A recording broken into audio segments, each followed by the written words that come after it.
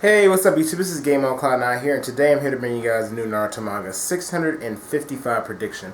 In this week's chapter of Naruto, just to give a quick synopsis of it, basically everybody got what they were thinking was going to happen for the longest time, which is, I guess, sort of a talk no jutsu. And what I mean by sort of is that Obito did have some resistance, like I've been saying. Like, I knew it wasn't going to be an automatic thing, but I guess we all sort of knew at some point Obito, he was going to be convinced, because this is something that I guess you could say has been foreshadowed for the longest amount of time. But I like sort of how it happened. I mean, the chapter starts off, of course, with us seeing Obito choking Naruto right after he basically told Naruto, like, no, I'm not joining you. I'm happy to be on the side that I actually am on, and that I'm actually would do it all over again if I could, which is obviously Naruto knew that's a load of crap, because he's like, wait a minute, why are you actually dreaming about being Hokage? Why have you been thinking about how things could have been if that's not actually how you want them to be right now? And then he gives him a big old punch across the face, and then that's when we start to see basically an illusion, or I guess Obito visualizing himself right in front of him, instead of Naruto. So I guess you could say that, he's truly now sees Naruto as his kid, the kid version of himself. And then that's when he starts thinking about the void that he has in his heart, and how the illusion will never be able to fill that, because he starts seeing him himself, like, I guess you could say kind of a Ren, Kakashi, and Minato, but they're like half Obito and then they're half themselves. So I guess you could say that that was sort of like him seeing how things would be if he did actually have the infinite Tsukiyomi, if he did complete it. And how Ren's just like, I'll do whatever you want, Obito, I'll do whatever you need. And he's telling Ren, hold on a second. And he looks over to how things were, or how the reality of the situation. He sees, of course, Naruto, or Obito Naruto, whatever you want to call him, the kid Obito. And he sees of course, his team, and they're calling out to him, and then Naruto's basically saying, as Obito, that Ren wouldn't even look at you. She wouldn't even, that's not actually who she wanted to protect, not what you are now. She wanted to protect Obito Uchiha.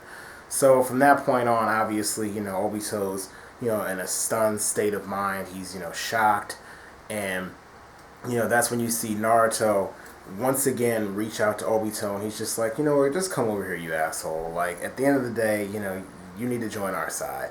And Naruto grabs Obito's hand, because he's saying that, Obito obviously is just, being resistant, or just being, obviously he wants to join their side, but he's trying to put up a front. So then he grabs Obito's hand, and then right from that point on, we see the tail beast ripped from Obito's body.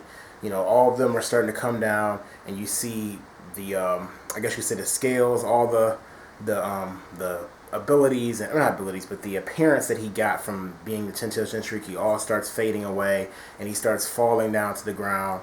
And he's thinking about, how could I be defeated by them? How could this happen? Of course, it goes right back into the thing of that you can't fill the void by yourself, that you have to fill it with friends. And then that's when Obito hits the ground, and then he raises his hand up in the air, and he calls out to Ren. Well, not calls out to her as far as, like, he wasn't yelling it, obviously, but he's in a shocked state of mind just thinking back to Ren. And that pretty much was the end of the Naruto chapter.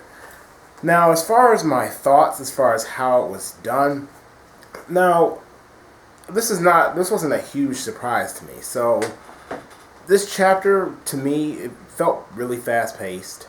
I don't think it was done poorly or anything, but it wasn't anything that I didn't really expect, if that makes any sense.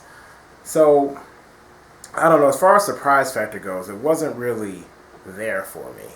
But as far as like Obito's response or whatnot, I'm glad that he did have some resistance right there. I mean, I don't mind him, I guess, quote unquote, getting convinced or seeing the error of his ways, because that's one thing I do like about the Naruto series. But I'm glad it wasn't so quickly that he just switched up. But in the end, obviously, I think right now he gets what Naruto's saying. What he'll do from this point forward is a mystery.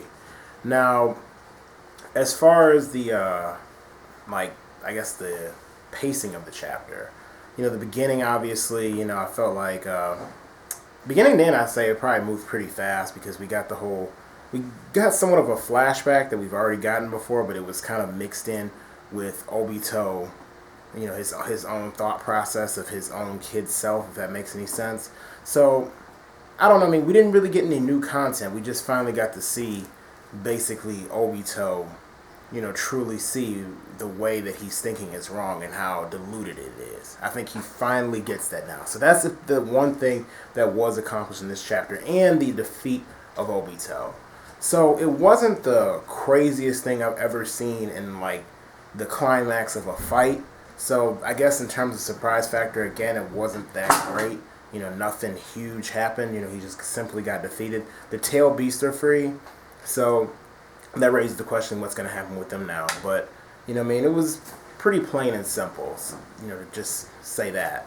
As far as my rating on the chapter goes, because there's really not that much to go off of, I definitely have to say it would get... I'm going to just give it a simple tuning level. Tuning level, and mainly due to the fact that, we finally, obviously got the, response from Obito. I don't think, or sort of a response from Obito. He never really, at first he answered and obviously said no, but we all know that in the end he truly realized, what he was doing was wrong. Or, I'm not even going to give it that. I'm going to give it special Johnny. Because I felt like he got his response. I'd like to see resistance from him, which gets points for me. The pacing of the chapter felt a bit fast, and it kind of ended on the average cliffhanger. And that part, I kind of feel like for the end of a fight like that, I feel like there should have been something a little bit bigger. I don't know, Madara walking up or something, but we didn't get anything like that. So, I don't know, it was an okay ending. So yeah, I'm going to give it a special Jonin rating. Now, as far as my thoughts as far as what's going to happen next week. Alright, now, since Obito has finally been defeated, this obviously opens the door for a lot of different things. We've been waiting for the longest amount of time for, this fight to come to a complete end.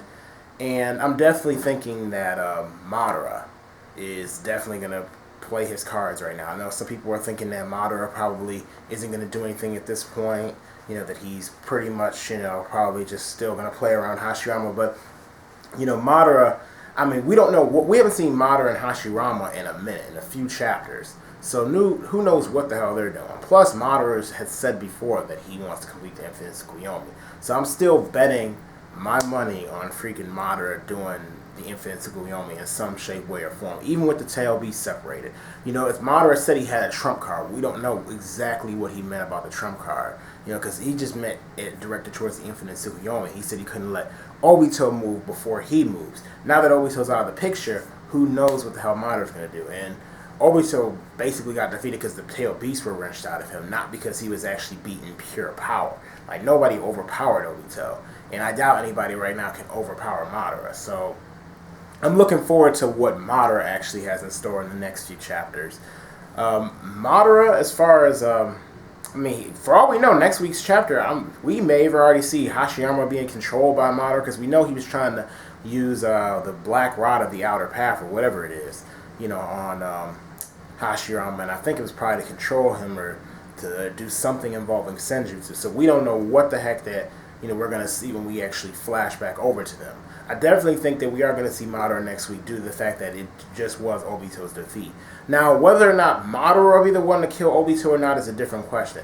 Sometimes I think that Obito is going to live past this, even though he had a tail beast wrenched out of his body, which I guess would be technically a plot hole. And you guys know I'm not a person that just yells out plot holes like half of these fake fans around here. But, that if he does somehow live after getting the 10 tails ripped out of his body, like, for a while, then I'm going to say, okay, that is technically a plot hole. But, if he does live, I definitely think him and Kakashi are going to fight in unison and use some third power technique of their Mangekyo Sharingans. And if you know what I mean about that, basically, anytime we've seen Mangekyo Sharingans, like, for example, Itachi and Sasuke. Sasuke, you could use Amaterasu and Tsukiyomi, so can Itachi and Sasuke. But once you use both eyes, you can unlock a third ability, which is Susanoo. Now, I don't think that Obito can use Susanoo, because obviously every Mangekyo Sharingan is different, but I'm thinking, what could Obito and Kakashi actually use if they use their Mangekyo Sharingans together.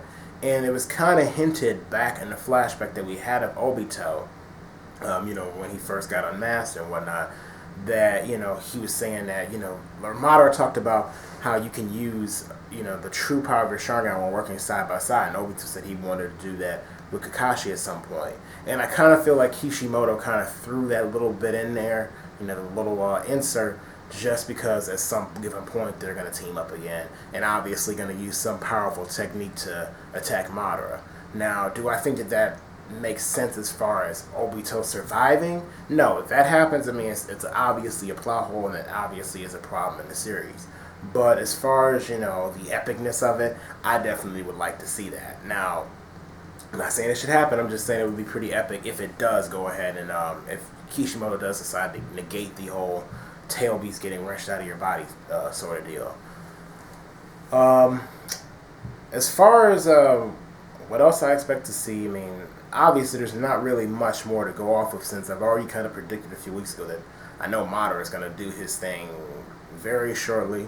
Madara may try to kill him, I'm not sure, but it seems like he's more caught up in as far as his trump card right now, so I don't think that Obito is the biggest concern of his right now. I mean, he hasn't even tried to fight Obito in his current state or help the Alliance, so I think Obito's far beneath him right now in terms of what he actually cares about. He's the least of his, and especially now that he has a tail beast wrenched out of his body, which is like the least of his concern. Now he's like, okay, you guys are out of the way.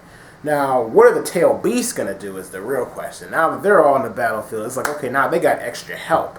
So this raises the this raises the anticipation of wondering what's gonna happen next, because obviously Madara must have something huge. If you have all the tail beasts there, you have the Hokages there, you got the whole entire Shinobi Alliance. What can you do? How good could your trump card be to combat against all of them? To be able to trump everybody, which makes me think Infinite Tsukiyomi is going to happen in some form.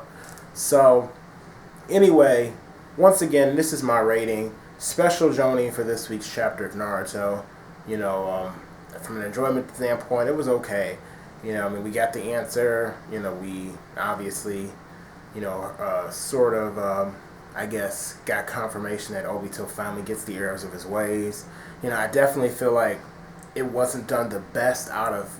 Everybody likes to call it talk no jutsu, so I'm just going to say it for this video. It wasn't the best talk no jutsu I've ever seen in Naruto. I definitely feel like Nagato's was the best, in my opinion. I know some people probably like to go with Gaara and all that, but I mean, to me, Nagato was the best based on the fact we went to the backstory. We saw a sob story, and then the ending of what he actually did was pretty sweet of bringing everybody back. Now, I don't want Obito to bring everybody back, but I definitely hope that this isn't the end of I guess, him being convinced, or not even being convinced. I hope that there's more to him right after this. Like, he's going to say a little bit more, just to make me feel for him a little more. I mean, I already feel really bad for Obito and what he's went through, but I just feel like Kishimoto didn't show enough to be ending him off on such a climactic note, in my opinion. So, yeah, Special Jonin. Artwork was pretty good this week, in my opinion. And that's pretty much it, guys. So anyway, let me know what you guys think down in the comment section below. Please don't forget to rate this video, comment, and subscribe. Actually, I also want to know, tell me what you guys think about this background that I set up recently. So if you do like the background, let me know. Anyway, this is pretty much the end of the video, and I'll see you guys later.